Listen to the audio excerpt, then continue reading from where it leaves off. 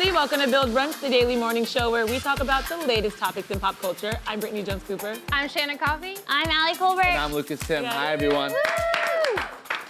Today, we're going to talk about why it might be time to ditch self-care and try community wellness. Instead, the slate of projects the Obamas are working on for Netflix and which 90s fashion trend is back in style. Plus, Chef Aaron Sanchez joins the table to show us the right way to celebrate Cinco de Mayo and walk us through all the amazing food we have here at the table. Look at this, guys. I'm overwhelmed. My mouth is watering. Oh my God, this looks amazing. It looks so beautiful. good. Wow. I don't know what to eat first. Yeah, I'm like, how can I make it so you guys have to do all the talking so I can just focus on eating right now? Yeah, you have the first read, right? Yeah, speaking of which, but first... Okay, thanks a lot, Lucas. But first, music's biggest chart toppers jammed out last night to celebrate the 2019 Billboard Music Awards. The show featured performances from Taylor Swift, K-pop group BTS, Icon Award winner Mariah Carey, and so many more.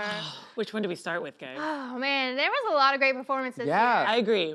Can we start with the Jonas Brothers? Yeah, so the Jonas Brothers. please. So I know how much you love them. I've never not liked them. I just haven't felt like drawn to them in the same way. And I think that happened last night, guys. Me too. I was Yeah. really Happy. into their dynamic. You know, Kevin, they don't even give him a microphone anymore. First of all, I know, Cool. but I loved how they like had him have his like little reveal Solo. moment. You know, like it made him feel special for once. Very true, but it did take him 2.5 minutes into the performance to show up, but he did have a reveal. And I have to say, to agree with Brittany, I am not a huge Jonas Brothers fan, but I was very impressed by their vocals. I thought they looked amazing. I was like, I'm a fan now after that performance. I was really into it. Yeah, they have a whole Thank God. thing, and then they have their little groupie wives that are always there, which I love. Some I'm people might so think it's into it. annoying, but I think it's like so cute seeing this dynamic. Yeah, I really appreciate that they did Jealous and Cake by the Ocean Yes. because it kind of shows that like there really are, they're on good terms. You know, in the past, like there was a little rift between the brothers. We never thought we would have a comeback. And for them to sing those songs, it shows that they respect their solo careers Totally. and that they're really like coming together. It's a beautiful moment. Yeah, I love them. And also, I just love Sophie Turner, and I love that her and Joe got married They got married. know. last night. I mean, what an amazing, they just went to a chapel. They had Elvis say, you know, make them married. Like, how do you Marry say that? them? Wed them, Yeah. marry them. And I love that because after Priyanka and Nick, you can't really compete. Right. I know, but I love that this is like the perfect way to just assume that role. They're like, we're not competing with that. Right. That was over the top, so we're gonna do something that is just so fun and chill. And also, I kind of have this view in my mind of Sophie and Joe as these like young like rock stars Yeah. who are just like living this like awesome life. I don't know, like Right. they I think just they seem are. like so free and fun. I think they are. She's on like the biggest show ever. Right. Yeah. He's had this very long, successful career. I think they are kind of like a cool rock star couple. Yeah, this they're is like amazing. basically I feel like is probably gonna be so far the biggest highlight of all of their lives together with the Jonas Yeah. Brothers being back, Phoenix Rising is coming out next month, Game of Thrones is ending. Like it's just a huge deal. You know, Priyanka has her own movie coming out. I feel like this family is just like they've been manifesting this gloriousness and it's all coming together and I'm like, my warlocks have won! So happy with them. What do we think about T Swift's performance? I think it was a lot like the video. I mean, she recreated the video. It was fine. It was pleasant. It opened, you know, it was pleasant. Wow, Yeah. that's a great review. If you like her, pleasant. you're gonna like it. I mean, you know, I think she was good. I mean, she kind of moved around a little bit, and she's very colorful. But it wasn't my favorite performance of the night. I will Nice say that. gown. Yeah. Nice I think gown. we're seeing the time of T Swift kind of falling a little flat. I feel like even her fans were more preoccupied with like defending the drums being included in the performance, and I didn't even really see that much like people Right. fanning out about it. Yeah, I didn't either. I think Brendan Urie continues to be the best part of this song. Right. I mean, he came down on that umbrella. His vocals are always on point and perfect, and he brings the energy to the stage. I just felt like, again, she didn't even feel energetic in Right. her performance, really. It was just sort of Yeah. like, and the choreography was really slow. Even Yeah. the dancers were taking the slow beat. It was just all kind of, I don't know. I think I was actually impressed by one. I thought Sierra killed it. Yes, I thought she did always. a really incredible performance. Yeah. Actually, was very Michael Jackson influence, which I think is really interesting right now doing that, whether purposely or not. But I thought she was incredible. But I actually think the older ladies of the night, Mariah, Paula Abdul, Madonna, all had really fun performances in their own way. Like Mariah did the medley of hits. Paula, I'm sure Shannon will take away, killed it, and Madonna had. I will too. They were. Yeah, They we're were. both Paula fans. I'm a Paul- huge yeah. Paula fan. Yeah, we knew all the songs. Lucas earlier today was like, "Oh, that felt so random. I only knew like one of the songs. Like, what was that?" And I was like, "Don't come for Paula Abdul." I was like, of all the old crusty ladies that you stan, Yeah. Paula should definitely be on that list. She's an icon. She's so good, and she had MC Scat Cat She had come Scat back. Cat, opposites attract. Oh my so God. good. 7-year-old so Britney was good. dying inside. Yeah, she feels Yeah. pretty random to me. No, she's Yeah, well, she. it makes sense because you probably don't have like a rich like enthusiasm for like past music and past pop. Like, Yeah, she I'm was- devoid of culture. Yeah. Like I she see was Janet Jackson's choreographer. She was Yeah, I know in and out that. of the videos with the Jacksons. I mean, in the 90s, like Paula was a big deal. And so No, I know. I just wanted to support him. No, I'm not gonna shit Yeah. on Paula Abdul. I mean, I know what she choreographed for Janet, and she had, very successful in the early '90s with the 3 albums she made, and she's great. Yeah. Also, when you're like coming, when you say Taylor's like barely moving, everything's so Right. slow. Yeah. Paula Abdul, like ladies are like flip flopping all over the stage. 56 years old, Yeah. they're throwing her up in the air. She's like literally Not to gliding. mention she did throw a hat at Juliette Huff, though. That was who played it like a champ. Who was like yeah. got hit in the neck and was like, "I'm okay. This was an honor to be hit in the I head." know. I keep Yeah. telling Like a people throwback. that Carly Kloss got hit in the head. Oh, it was Juliette Huff. No. Different blonde Right. girl. But speaking of the animation, Paula's Madonna had 4 other Madonnas Yeah. touring with her. That was doing some virtual reality, which was a dream come true for me. Yeah. And Maluma, of course, was really cool that he's a Colombian reggaeton singer. He's sleeping with Madonna. He's 25 to sleep with Madonna. Madonna, hope what's he up? is. Yeah. I'm sure Call he me. is. But then, I just thought it was a really cool thing. And Drake, of course, winning was the big He's the winner most of the night. decorated ever, right? Yeah. Artist at the Billboard. That's so cool. I just want to go back to Madonna and say, like, I think that was such a cool use of holograms. To Right. have multiple versions of her. I feel like Grimes has been talking a lot about in the news how she wants people to use holograms who are still living stars instead of like dead people. yeah. And I think like Madonna kind of like, I like that, she's an older artist and she brought that to light quicker than someone like Grimes. And what's the pirate theme? Do you know about that? Because for me, Yeah. like all of the holograms had eye patches. So, and it was, so, like, so, very- so her new look from Madam X, which is her 14th album coming out in the summer, 14th studio album, is this whole new look, and it's like Madam X is a bunch of different characters, and so one of it is this eye patch, like wearing Vixen, like she brought out the sultry kind of whip. She brought out the cha-cha. Like this is the different variations of this new character she Sort is of like creating. an Angelina Jolie, like spy Yes. kind of Yeah. vibe to me. Yes. It gave me Pirates of the Caribbean Yes. at Disney vibes, and I mean that as a compliment because I love that ride so much. Right. And I was like, wait a minute, why doesn't Madonna have her own theme park? She would Right. kill it. It'd be so good. It'd be Such a good theme immersive. It park. could be sexual. Right, there'd be different fasts to Wait, it. speaking of Pirates of the Caribbean, this is like my biggest nightmare is to be stuck on that ride alone at night. Like imagine you're on the boat in the cave, all the animatronic robots are going, and you like have to get out of the boat and swim in that like fake water until the exit. How scary would that be? That my water God. smells so good though. Ooh. I'm always dipping my hand in it and be like, Shannon. No, you don't. You're such a germaphobe. it smells good. And have you been in the restaurant? Have you eaten at that restaurant? It's so much fun to be on What the other restaurant? side. So when you're going through the beginning, you see like a restaurant. It's a real restaurant that you can go to. And Oh, is attend. this is this California? Yeah. Oh, I haven't done that one there. It's the best one. Oh, Well, man. guys, well, I guess we all got to go to the Pirates of the Caribbean ride in California. Disneyland, yep.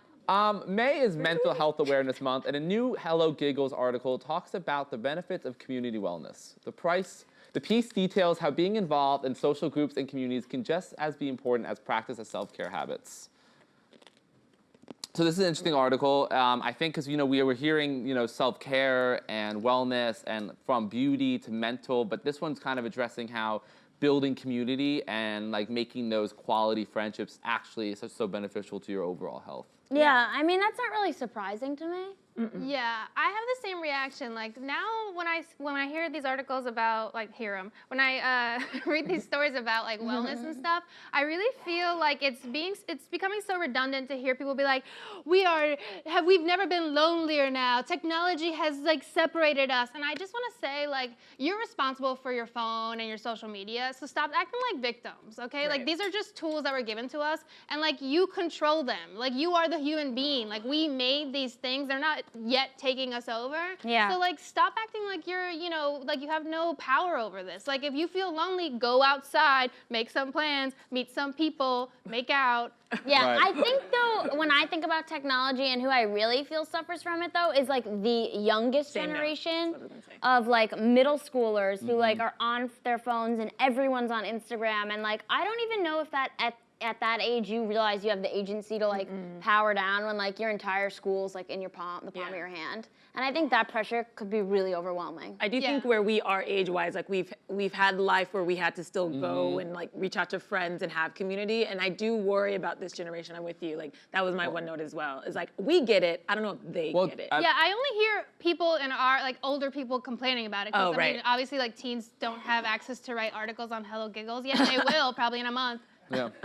Well, yeah, I mean, I think I agree, but imagine being Gen Z, growing up with the phone, the predominant use of the phone is for text and Instagram. Right. When we had cell phones, I called my friends Yeah. because texting was like took forever. You have to hit the different letters or whatever. So it's so different for them. But yeah, it's more of this reflection of people in their late 20s, 30s, reflecting of like loneliness in this new age, which I think is kind of surprising. But Yeah, I think it's not as surprising when you look at the number of young adults who have moved from wherever they grew up. And so there's been this migration into these second tier cities like Philly and Chicago. And people are actually moving to these places, but when you're moving to a larger city, it is harder to build community and to make friends. And I think we've all found that like when you get past college, it just gets harder to meet people. Because it's so hard to you're so afraid to go out by yourself. I mean, I still have that. I don't know that I could ever, I went to a dinner party a few weeks ago. Only knew like one person there. I've only been alone once. I've only been alone once my entire life. But yeah, I think it's still nerve-wracking to go to a social function. But then I always have a good time because I'm able to talk to people. Yeah, it definitely is hard to like, you meet people that you like and you kind of hit it off with,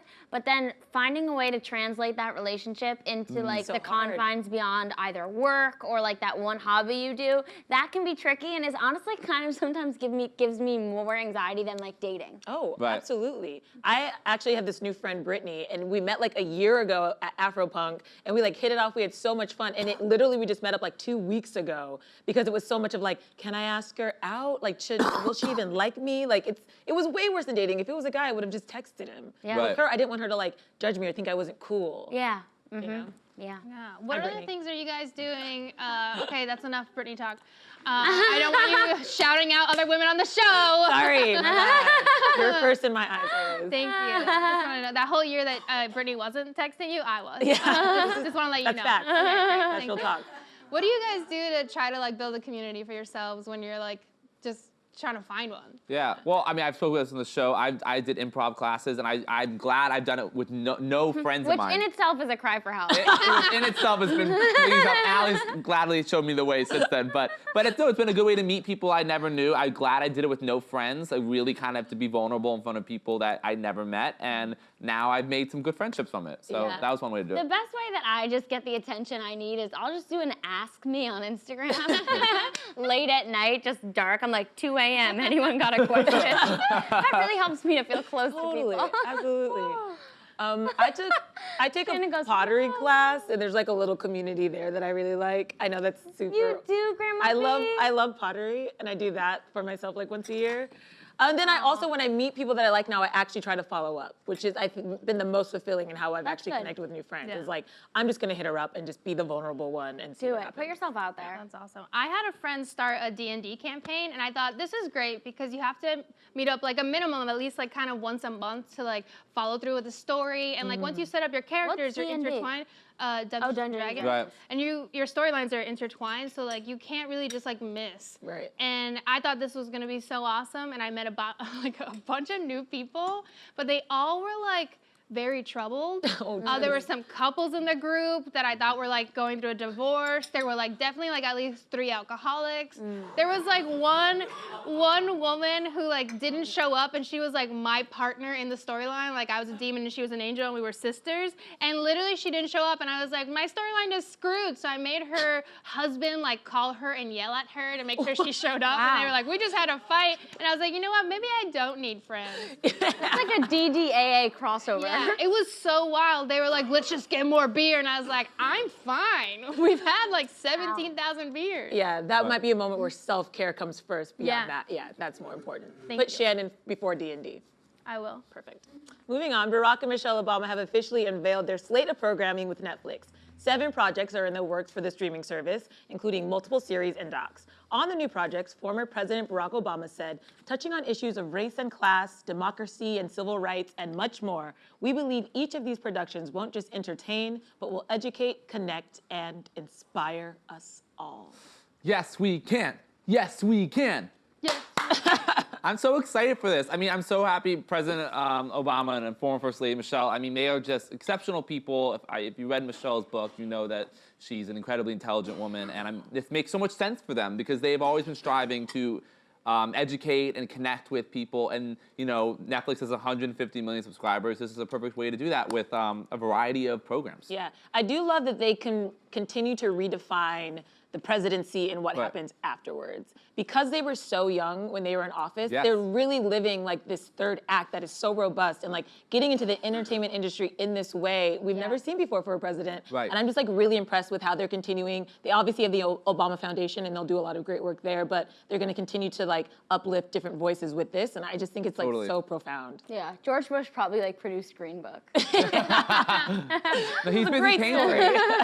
Yeah, he's just painting. He does paint. Yeah. He does paint. And the Obamas specifically said, they were like, we don't want to produce content that is like a direct attack on President Trump, which, you know, that's probably a smart move with the 2020 election coming on, but every choice they did made in their sort of roster of things they're producing is political in and of itself. If it's a story about like Frederick Douglass. Frederick Douglass, because Trump just realized he died. He thought he was still living. Yeah, remember that? Yeah. Like the Disabilities Act. I think there's like there's a plethora of documentaries that are also inherently political. Yeah. I mean, American Factory is about like this Chinese billionaire starting a factory in Ohio and giving Ohio workers jobs. Like, I mean, it's just the culture we live in right now is because inherently you political. can't not comment on what the current president is doing because of just the decisions he's making and the behavior he ensues. Yeah. I can't wait for the one you mentioned, the documentary about disabled teenagers. It's Crip called Camp. Crip Camp. Yeah. And it's, I mean, at first I was like, Crip Camp, what's that going to be, the Crips? And I looked it up and I was like, so cool. It's about disabled teenagers in like the 70s and the 80s who went to a summer camp that's near Woodstock. And I just can't imagine like a cooler story to share. Like, And so that's excited like for nothing it. I've ever seen before. Yeah. And that just shows you, because apparently they did, of course, call Oprah Winfrey's personal friend to them to get advice, but they didn't end up taking a lot of it because she recommended some people they would hire. But the Obamas have hired really exceptional people, mostly women of color, to lead this production company. You can just tell, like, having these types of people in charge of programming decisions, like this is the type of program that comes out of it. So it's just really cool to see this. Yeah, I just want to say that, like, it's funny that we keep, like, well, I first said, like, all of these are inherently political, but it's like everything's political when, like, the president is a dictator. Exactly. Right. So, like, anytime you express anything, it comes off as political. But that's Yeah, and I mean, a lot of these are just like shedding a light on civil rights or like basic rights that people should have. So like Frederick Douglass was an orator and an abolitionist, and like obviously you should support what he's saying, but you can see a lot of the things he said now are so prophetic, and we're still struggling with them all these years later. So it's like so important to like shed light. Like these are issues that are like systemic and been going on, and there's been people speaking about them for decades. But it's a problem with just like the programming is just basically about being good people and being inclusive. It's just a commentary on the current president. It's like that's like not the Obama's fault. They're just like doing good things and just like, yeah, good for them. Unless they do a miniseries called Hillary's Emails, and that'll be a direct like, you know, comment on Trump. And we'll watch. Fanny packs have returned as one of the hottest fashion trends of 2019. The bulky belt bags are among the list of 90s items coming back in style. In fact, Crocs has even released a set of shoes with a fanny pack attached in an attempt to capitalize on the latest trend. So I originally, when I heard about this, I thought that Crocs were coming with a fanny pack to wear around your waist. Nope. These are fanny packs for the Crocs. So I guess you could put in like a little sock in there. I was thinking more like some lip gloss and a credit card. I don't think people with Crocs have credit cards. Yeah. Just cash only. Just cash only. Cash only Croc fans. Actually, I think Crocs are really incredibly comfortable. I personally have never owned them though. I think they're disgusting. I'm with Lucas. No, they are. They're ugly. I've never tried on a Croc and put it on my flesh, but I have heard they're very comfortable, and I do have a lot of friends who wear Crocs, and are trying to be represented by Crocs. And I think you all know Post Malone has a whole line of Crocs. That he has like 2 lines of Crocs now. So they're kind of making waves. I heard even Madonna is a fan of Crocs. That blew my mind. I don't know what to do with that. Like, that's like it's such a like the greatest love of my life with something I really, really do not like. I don't know what to do. I don't know what to do. Do I have to start wearing Crocs now? Like, do I have That's to how change? I felt when I saw Mario Batali in Crocs. The greatest love of my life. Right. I've never seen him not in Crocs. Yeah, he's always in Crocs. Yeah, Orange I'm pretty one. sure he was No, I born know, in Crocs. He was born. I was like, had you never seen his feet before? Yeah, he's But great. baby boomers, I mean, Madonna's 60, you know, she needs comfort. Cha cha cha. 1, 2, cha. Yeah, I mean, I'm surprised she didn't wear them at the Billboard Oh, Awards. that would have Yeah. been No, something. she wouldn't be caught dead. I do like the Crocs that have fur on the inside. Have you seen those Yeah. ones? My dad is in his 80s, and so he only exclusively wears Crocs because like they're just so easy to put on. What But color? He has black, brown, and navy blue, and then he has like the different versions, and he has the ones with the fur inside, so when it gets cold outside, you don't have to wear socks. Wow. I love that. Yeah. I never knew I mean, Crocs been around now for a while, but I never knew the extent, the plethora of their There's so many catalog. Oh options. yeah, I didn't know online that. they have High like heel so many Crocs. patterns, and they have so many like little things that you can Right, I add to saw the those. holes and stuff. Like it's endless. I will say, like everybody makes fun of Crocs for being so hideous, but I have seen so many super stylish people make them work. So I feel like you have to be a certain type of person who like experiments and is brave and like actually has Right. a style. I think the color matters as well. Like the ones with these fanny packs are green and purple. I'm like, who the hell? Like Barney. those are ugly. Like yeah, they're like little kid colors. But on that note, even though I would, again, you couldn't pay me enough money or over my dead Really? body would I be $1 caught. million? Okay, yeah, I would do that. He would do it for but less. I think it's $10,000? I feel like they'd give you One like Okay, 2K, fine, you'd you be got like, me. "I'm I'd gonna-" wear them if I'm poor. I would take the money. But I'm just saying, like, there's this new fashion trend of like bringing back things from the 80s or 90s, like the fanny packs, neon colors, like that kind of is. I see this in this trend right now. Good Oh, job. yeah. That's a trend right now. That is a trend. Yeah, it's because we've lost all creativity. We just keep making the same movies over and over again, and then we're bringing up all the fashion from the 90s. That's always basically. how it is, right? Yeah. Is that how it is? I mean, how are we gonna reinvent like pants? Like I don't know. You know, I think there's other things we can try to reinvent, like umbrellas that don't really work. But like, I mean, I think we have to bring back old styles because what else are you gonna do this? Like, what else? I Well, don't know. I They're would- just leg covers, people. I would love Leg for cover. I would love for robes to come back into fashion. Oh, I have like, a robe. I want to wear Yeah. robes. You know the number one Right? rule to Like wizard fashion robes? is don't wait for something to come back into fashion. do it. Just Do it. wear it. Because you're gonna look cooler if you wear something that's not a trend than Okay. if you were like, I'm wearing the trendiest new shoes. Like anyone who's following a trend usually looks like a fucking loser. Right. But on that note, Lucas, please do not show up to work in a robe. It's the truth. Because now that we've told you that, I can see you showing up in like a king robe. That's not what we meant. No, okay, you sure? I'm You positive. sure? Okay. Moving on, now it's time for our guest. Aaron Sanchez is an award-winning chef, TV personality, author, and philanthropist. Today, he joins the table to show you how to upgrade your Cinco de Mayo celebration with his partnership with Cacique, the #1 brand of authentic Mexican-style cheeses, cremas, and chorizos in the U.S. Everyone, please help us welcome Aaron Sanchez.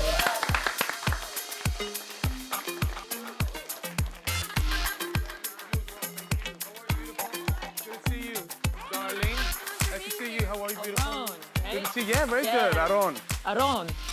We have to roll your R's, ladies Aaron. and gents. Aaron. Come on. Aaron. Aaron. So I see you guys have gotten busy Yeah, already. we started. Yeah, It's hard we to eat and try. talk, but you know, we try. I love it. This is so good.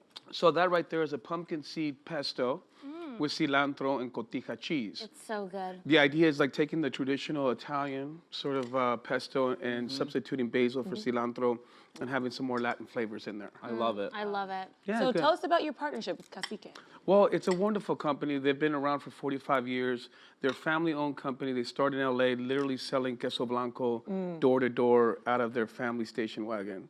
And they've grown into one of the top leading Mexican cheese brands that produce chorizo cremas and chorizos as well. And but they're just heartfelt, and they have the same standards that I do. Yeah. High quality, authentic ingredients. That's what I'm all about. Definitely. And you mentioned some of the products. Are these and you use those throughout all the dishes you make Yes. today? So, because, we're coming up on Cinco de Mayo, everybody. I hope everyone's going to enjoy themselves this weekend, right? Yes.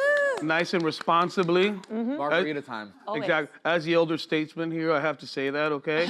But no, it's really about when you have people over to your home and having like a fiesta and a get-together, try to have things that are very accessible and easy to eat. So the tostada is a beautiful way to do that because you have to think of the tortilla That's this beautiful canvas that you can put so many different flavors and layer it on. Wow. Yeah. I like that. You down with that? Yes, I'm down with that. I never thought of it that way, and I love that. Yeah. So that, you know, because I think some gringos grow up with the hard shell tacos, you know, like with the meat and the cheap Not familiar. Okay. So maybe step away from that a little bit and go the more authentic route and have the tostada, which is in essence the hard shell taco just flattened out, which is what you have in Mexico. So yeah, and here I have some beautiful examples, ladies and gentlemen, about how you can really kind of go in many different creative directions. We have some chorizo and shrimp, so a little surf and turf, a wonderful, well-seasoned, the crema mexicana, which is this, a little silkier, smoother, creamier kind of creme fraiche that's used to kind of finish a lot of dishes. Then right here we have the calabacitas con queso. Now this is something that I grew up eating when I was a kid, and it's just basically great summer squash with roasted poblano and onion, and we finish that with some beautiful queso fresco. All right, now queso fresco is the #1 consumed cheese in Mexico.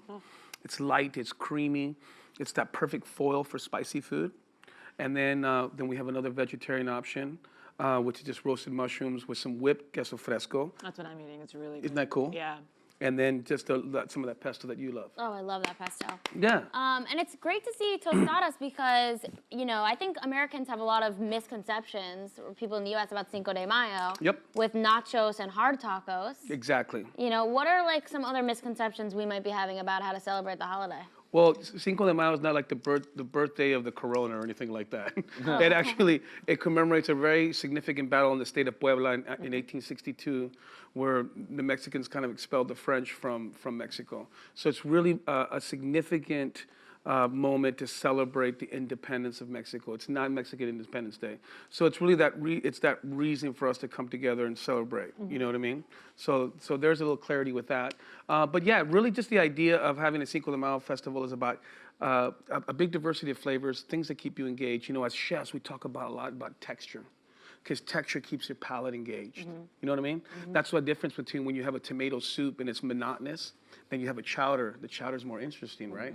Because there's a little bit of diced stuff in there and there's something crunchy. So the same thing applies when you're kind of putting together a Cinco de Mayo spread. That's what I'm feeling, this whipped cheese. Yeah. Like, I don't think I've ever had it like that, and it is very good. So you guys, as younger, cool millennials that are making moves, are you guys cooks? Do you guys like to get home and cook? Yes. I know it's hard sometimes in cities because you have small kitchens. We try. Yeah, you guys get down? I wish. I wish. I'm not gonna lie to you, Aaron. Yeah, no, we're hopeless, kind of. Okay, but Help us. well, here we are. I mean, if you Yeah. bring cacique products I into feel like your I can world, handle this. yeah, this is not difficult at all. You can buy the tostadas already fried. It's really a situation of just getting great ingredients and letting them shine. So, yeah. So easy. Yeah. On that note, because as I just said, I need help. What are your tips for preparing Mexican food? Well, I think the idea is making sure that it's authentic, right? Because I know that there's a lot of Tex-Mex out there, and I think people don't understand necessarily what Tex-Mex really means. My grandmother explained it to me that Tex-Mex was a food that Texas cowboys would go into Mexico to work. They liked elements of the food, but they found it too spicy or whatever, and they changed it. So the corn tortilla became a flour tortilla. The green chili became something milder than the jalapeno. You know what I'm saying? So that has a lot of significance. But really just great, you know, the tostadas. I want everybody in Cinco de Mayo to embrace the tostadas. Come on, guys. I can do that. Right? Yeah. Can y'all do that for I me? can do that for you. Yeah, easy stuff. But that makes sense because, you know, like the best Italian food is authentic, you know, homemade spaghetti, homemade pizza. So it makes sense that we should treat, of course, Mexican cuisine the same way and the same. Yeah. Absolutely. And when you have these ingredients, I mean, you can't go wrong, right? So, can't. So good. so wonderful. Yeah, and obviously you're a judge on MasterChef and MasterChef Junior, which is one of my favorite shows. I feel like I get so inspired from watching those children cook. I feel like they put out the greatest memes of all time. Seriously, I die watching those kids when they cry. What's the most surprising thing when you're watching them cook in the kitchen and they're so young, but some of those cooks, they're so young, but they're so creative, is what I see in them. Yeah, well, it's very promising. As a father of an 8-year-old, I can tell you that to see them these young people so infatuated with food, is a great thing. Anytime you can get them away from a video game or their iPad and get them in the kitchen cooking, I think that's just a beautiful thing. And then the fact that, you know, yeah, they might be 9, 10 years old, but some of them have been cooking for 4 years, already making pancakes with their folks, making cupcakes and desserts. So they come in with a repertoire and a vocabulary of food that is very surprising, and it makes me extremely excited to know that the future is bright when it comes to the culinary world, because these kids are getting their interest is in the right place. Yeah. It's hard to break hearts though. Yeah, to your I point. know. To your point. But I always feel like even when they, get sent home, like they're still so inspired, and like being on the show is huge. So even if they get, sent off early on, it's good for them. Don't worry. Their hearts are still growing. They'll heal. Of course, Right? they That's will how the heal. heart works? Right. Yeah, Okay, good. but it's to your point. Now you guys are very in touch with social media platforms and way people are creating brands. And some being on MasterChef is very different from doing other cooking shows because they're there with us for 2-3 months. So we're very invested in their success. So win, lose or draw, this might be that one step that they take to go and get that cupcake business they've always wanted. Or go out there and be a personal chef or a private chef. You know what I mean? So the show and the whole experience really gives people confidence. Yeah. And for the young people, I mean, they come out there and they're already like little movers and shakers, you know what I mean? At 11 years old, you know what I mean? Oh, man. So it's cool that way. We love that passion that you have for the show and for food. Before we go, how are you going to celebrate this weekend? Well, I'm going to celebrate. Well, I live in New Orleans, so you guys are always welcome to come down there, all of you. Oh, Amazing city. Yeah, so I grew up here in New York City. I used to come here to buy concert tickets when it was Tower Records, y'all. Wow. And don't tell me how old y'all were, but I used to come down here and party. This used to be the spot to hang. It still is. It's still the spot to hang. I'm saying, but like to buy tickets. But I know. but now I live in New Orleans, so I'll be flying home tomorrow, and then I'll be spending it with my family. Jazz Fest, so I'll go listen to some music on Saturday. Then at my restaurant all day. But I think I encourage everybody, if you guys want to try to bring some of these recipes and flavors to your home, please visit caciqueinc.com, which has all of the wonderful recipes and tips. well, I don't thank you so much for joining You guys are very kind. Thank y'all so much. And you can learn how to spice up your Cinco de Mayo celebrations with Cacique by visiting www.cacique.com, inc.com. That's all from us. We'll see you tomorrow, same time, same table. Thank y'all very much.